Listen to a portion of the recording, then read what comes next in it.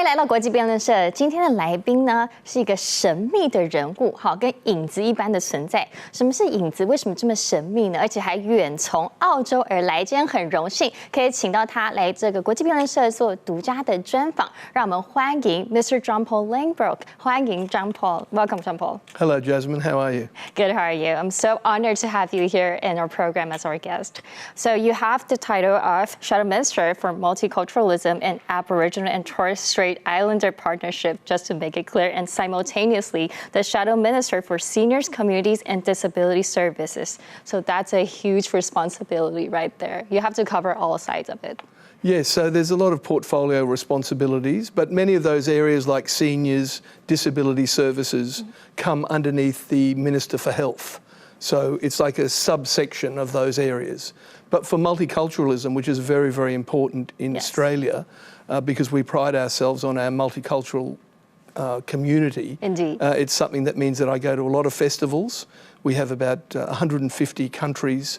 Many of them have their own beliefs, their own festivals, their own celebrations, and that means that I'm very busy going to many of those. That sounds very busy position. And we see that there's two shadow minister before this position title. And as me and the audience will be very curious because Taiwan do not have this system. Can you briefly explain for us what is the shadow minister and the responsibility and the purpose of this position? Sure. Well, in our parliament, which is based on the Westminster system, which is the British system, we have 93 members in our parliament in Queensland, so it's a state government, which would, in Taiwan, it would be like having a county government in between the federal government and the local council. I see. And we then have our ministers are taken from the ruling party, and the opposition provides the shadow ministers, people who work with the minister to make suggestions about things that could be improved, and then alternatively, if they were to be elected as the government at an election,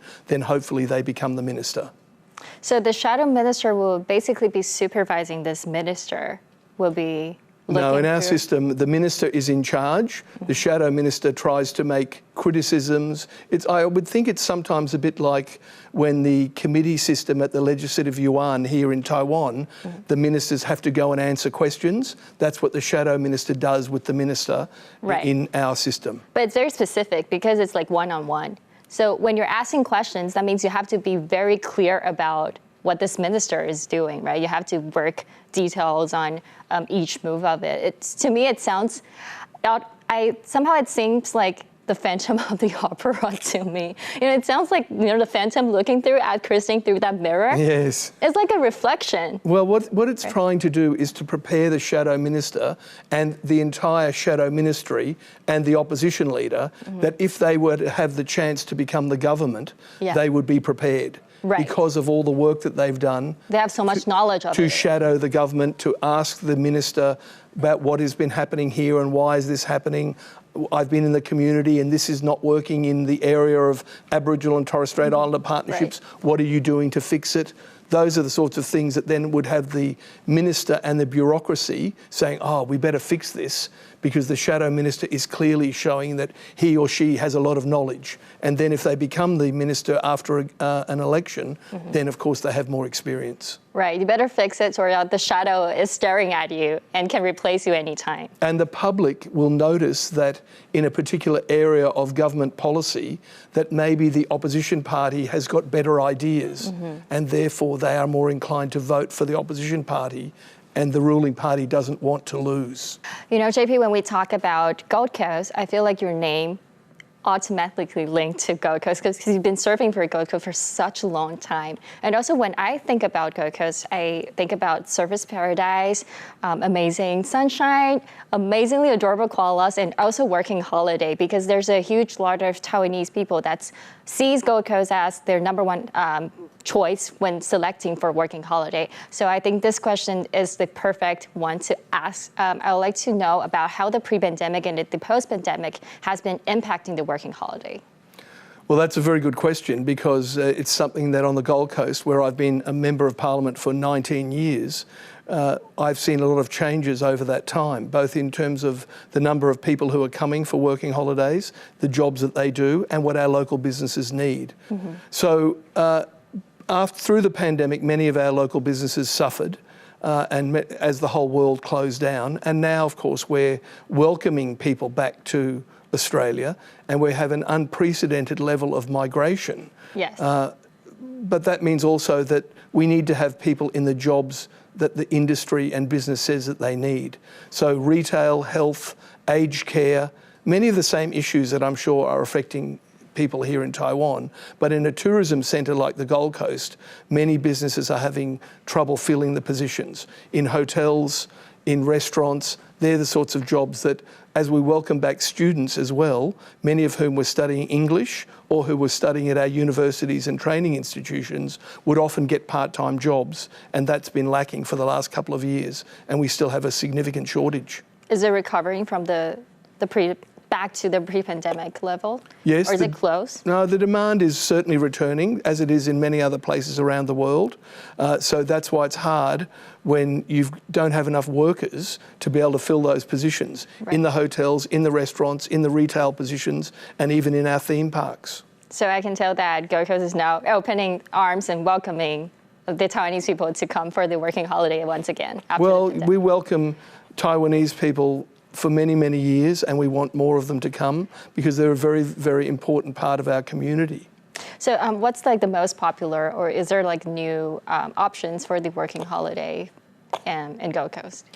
Well, no, I think there are probably the traditional methods of learning English, working on people's English, and then getting part-time jobs, as I say, in hotels, restaurants, as tour guides, as working in aged care and health institutions, especially as we work together to say that if you have a qualification that's recognised in Taiwan, those sorts of things, if they're recognised in Australia, makes it a lot easier to get a job. So saying from that, I do have a question. Is there like a common situations or any problems that Taiwanese people face when doing a working holiday in Gold Coast, and what assistance can the Australian government help? Well, like all migration services have improved a lot from when I was a child, when I migrated with my family, because back then it seemed like a family would just arrive and they would either have friends who could take care of them and try to assist them with all the changes in a different country. But now there are far more support services. But also there's a very strong Taiwanese community, both in Brisbane and the Gold Coast especially, where they have a lot more people who can advise, people can assist with business, but also even migration agents who know that they need to be able to provide support for people to make the transition much easier. I do know that the community is really strong and they do provide a strong transition in there. But also saying of this experience, I wonder if you know that in Taiwan, there's this program about staying a night at the presidential office. No. Do you know about this? No. It sounds very interesting, right? There's no like other presidential office that's doing this. So that's just an example of saying that Taiwan is actually welcoming a lot of tourism to come into Taiwan. So I would like to ask your experience of like with the working holiday. Say if Taiwan also wants to do more on the working holiday, what kind of options you think we should provide, or as a foreigner, like what's like the good side of Taiwan that we should show more to the foreigners to attract them? Well, I think firstly, it's the people that are the most important things. When you're in any country and you go to another country, it's the people who make you feel welcome, that make you think, I would really like to come back here and work or to see more of it. And that's exactly what I've found when I've been to Taiwan twice. Friendliness of people. The friendliness of the locals. Yeah. It's such a welcoming place with, as well as big business, it also has beautiful scenery and mountainsides and things that anyone likes to see when they go to another country, as well as beautiful food, but the people are the most important. And I was at the National Development Council, where I know that they're talking about these issues such as a declining birth rate and a population that says we must make our children more like global citizens. We have to get our students to travel to other parts of the world, and we also need to welcome people more into our country.